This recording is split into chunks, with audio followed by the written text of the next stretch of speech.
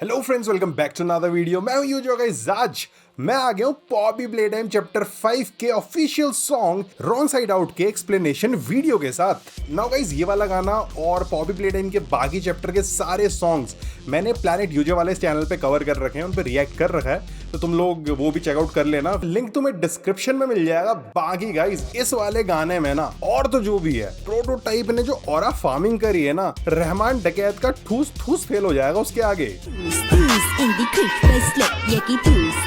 और गाइस, इस गाने से हमें ये भी पता चल रहा है कि पॉपी को जिस कमरे में बॉक्स में कैद किया गया था, उसके दरवाजे में ये फूल का निशान किसने बनाया, दीवारों पे ये वार्निंग्स किसने लिखी, हवा में इन टॉयज को किसने लटकाया, प्रोटोटाइप का असली उद्देश्य क्या है और वो दूसरे टॉयज के साथ चाहता क्या है। इसीलिए गाइस, वीडियो को एंड तक जरूर देखना। वीडियो अच्छी लगे तो उसे लाइक करना, और अगर इसी तरह की वीडियोस देखना चाहते हो तो इस चैनल को सब्सक्राइब कर लेना।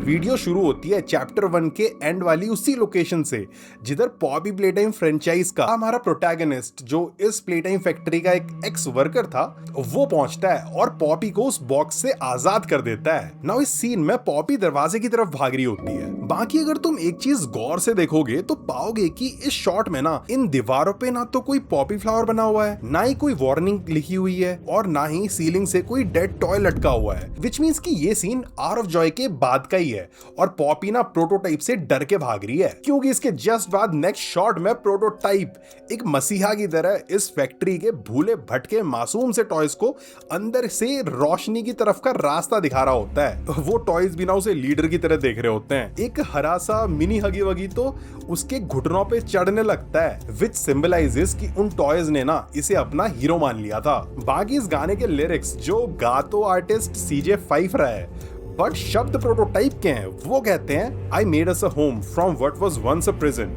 यानी ये प्लेटाइम को फैक्ट्री उन टॉयज के लिए एक कैद खाना थी, एक प्रिजन थी, जिसे उस प्रोटोटाइप ने अब उनका घर बना दिया है, उनका पैराडाइज बना दिया है। विच शोज की प्रोटोटाइप की इनिशियल इंटेंशंस यहाँ से बाहर जाने की नहीं थी, बल्कि वहां मौजूद सारे वर्कर्स और फैक्ट्री की लीडरशिप को हटा के वहां अपना और उन टॉयज का राज खड़ा करने की थी। वो सिर्फ उन टॉयज के लिए ही सुख शांति चाहता था। सिर्फ टॉयज इसलिए बोल रहा हूं ना गाइस, क्योंकि इसके बाद के लिरिक्स कहते हैं, so if you share my vision thank me dear for paradise, यानी वो ये सब सिर्फ उसके लिए कर रहा है जो उसका विजन शेयर करते हैं, उसे फॉलो करते हैं। अब इनिशियली आर ऑफ जॉय की क्रांति में तो सारे टॉयज उसके साथ थे, बट लेटर ऑन उसकी आगे की इंटेंशंस को जानने के बाद काफी सारे टॉयज उसके खिलाफ भी हो गए थे।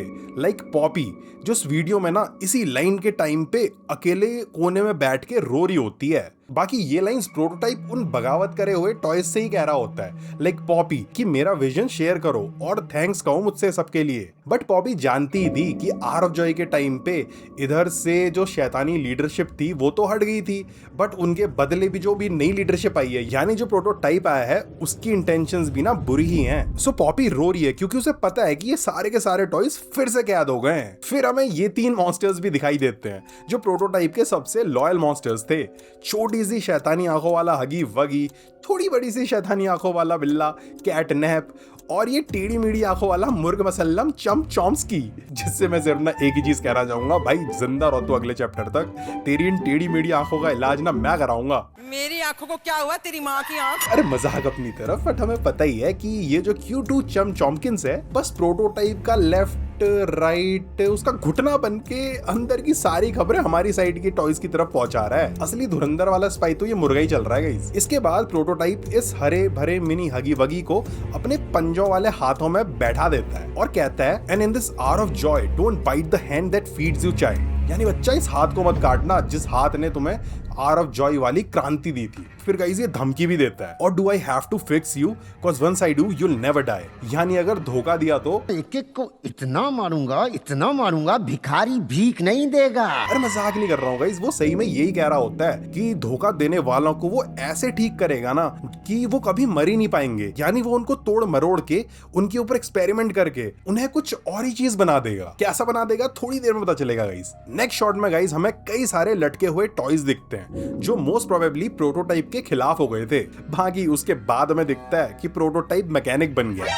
पंचर नहीं है, बाल लीक है। अबे साले, अरे साइंटिस्ट बन गया, एक्सपेरिमेंट्स कर रहा है। देखो इसके हाथ में एक लंबी सी सुई भी दिखाई दे रही है जिनसे टॉयज की सिलाई कर रहा है। वैसे चैप्टर 5 में इसके बनाए हुए टॉयज ने काफी परेशान किया था मैं, याद है तुम्हें? ये मगरमच्छ की शक्ल का कूड़ा कबाड़ी रैग बैग और ये गटर की नालियों में तैरने वाला गटर फ्लश। बाकी बैकग्राउंड में लिरिक्स आ रहे होते हैं, I can make you better, I can make you right, may be now you'll see reason from the wrong side out. यानी मैं तुम्हें अच्छा बना दूंगा, एकदम परफेक्ट बना दूंगा, और शायद अब तुम्हें दिखेगा कि मैं गलत नहीं हूँ, बल्कि मैं तुम बेचारे खराब हो गए भूले भटके टॉयज को ठीक कर दूंगा। और ये जो रॉन्ग साइड आउट कहा जा रहा है ना गाइज, इसका मतलब खाली ये नहीं है कि वो उन टॉयज को ये एक्सपेरिमेंट्स करके दिखने में चेंज कर देगा, बल्कि वो उनके अंदर की पूरी सोच को ही बदल देगा, उनको अपने जैसा बना देगा, अपने विजन से अलाइन कर देगा। तो इस गाने को इतना देख के ये तो समझ आ गया गाइस कि प्रोटोटाइप ना ये सब कह रहा है पॉपी से, उसे अपनी साइड ऑफ द स्टोरी, अपना विजन समझाने की खूंखार कोशिश कर रहा है। नाउ नेक्स्ट सीन में गाइस हमें कैटनैप के टॉय की धज्जियां उड़ती हुई दिखती हैं, जिसके बाद कैटनैप भी बोल रहा होगा, पता नहीं ऐसे डेंजरस सिचुएशन में मैं ऑटोमेटिकली आगे कैसे आ जाता हूँ। Then in the next shot we C Poppy का वही कमरा जिसमें वो कैद थी।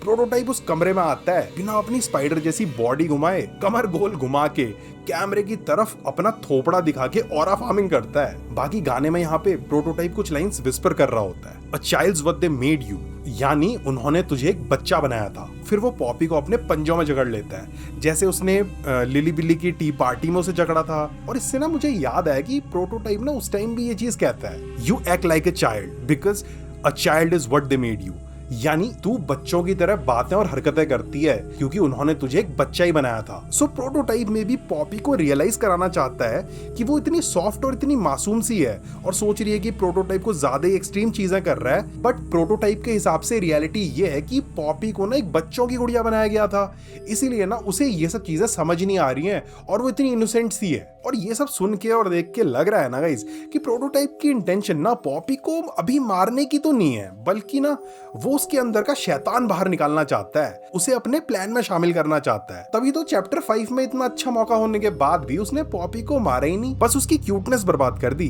ताकि पॉपी इनोसेंट ना रहे। वैसे तुम्हें क्या लगता है गाइस, इसने पॉपी को क्यों नहीं मारा? चलो coming back to the lyrics, prototype कहता है, I gave you a new life through reanimation but you brought an outlier to my equation. So shall we see what you look like? जो line सीधे छजुंदर के लिए कही जा रही हैं, जिस आउटलायर को पॉपी ने प्रोटोटाइप के महा प्लान की इक्वेशन में एक इनफाइनाइट वेरिएबल की तरह डाल दिया। इन्फिनिटी एक ऐसा नंबर जिससे हर कैलकुलेशन का रिजल्ट अनडिफाइंड हो जाता है। भाई साहब ये किस लाइन में आ गए आप?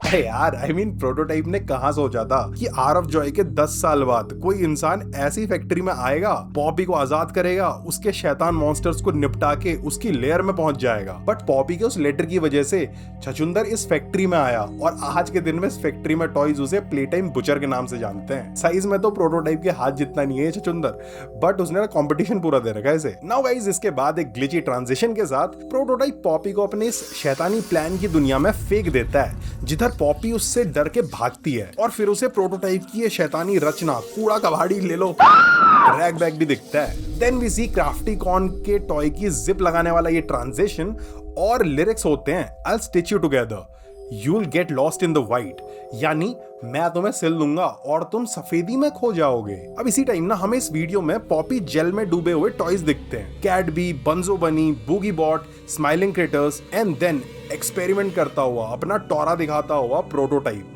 सो रही बात उन लिरिक्स की, I will stitch you together, यानी प्रोटोटाइप टॉयज के ऊपर एक्सपेरिमेंट करेगा, and you will get lost in the white. इसके ना मल्टीपल मीनिंग्स लग रहे हैं। मतलब फर्स्ट तो ये लग रहा है कि प्रोटोटाइप एक्सपेरिमेंट करके इनको पॉपी जेल में डुबा रहा है, सो मे बी वो छजुंदर को भी एक टॉय बना देगा, या वो इन टॉयज से कह रहा है कि वो इन टॉयज को रीएनिमेट कर देता है। ऑल्सो लॉस्ट इन वाइट का मतलब ये भी है कि इन एक्सपेरिमेंट के बाद चाहे वो पॉपी हो चाहे वो छजुंदर हो, दोनों के दिमाग एकदम ब्लैंक हो जाएंगे और वो प्रोटोटाइप के गुलाम बन जाएंगे। इसके बाद गाइस हमें परेशान सी पॉपी दिखाई देती है जो उस बॉक्स में कैद थी और चिल्ला रही थी, tell me who I am, don't put me in the box, I'll be good, I'll be good, यानी मुझे बताओ कि मैं कौन हूं, मुझे इस बॉक्स में कैद मत करो, मैं जो तुम कहोगे वो करूंगी। विच शोज अस कि उस बॉक्स में ना पॉपी कैसे मेंटली पूरा टूट गई थी। और इसी टाइम प्रोटोटाइप के लिरिक्स होते हैं, but a child's what they made you, which shows की प्रोटोटाइप उसे आजाद तो नहीं करने वाला है, बल्कि वो चाहता है कि पॉपी भी उसी की जैसी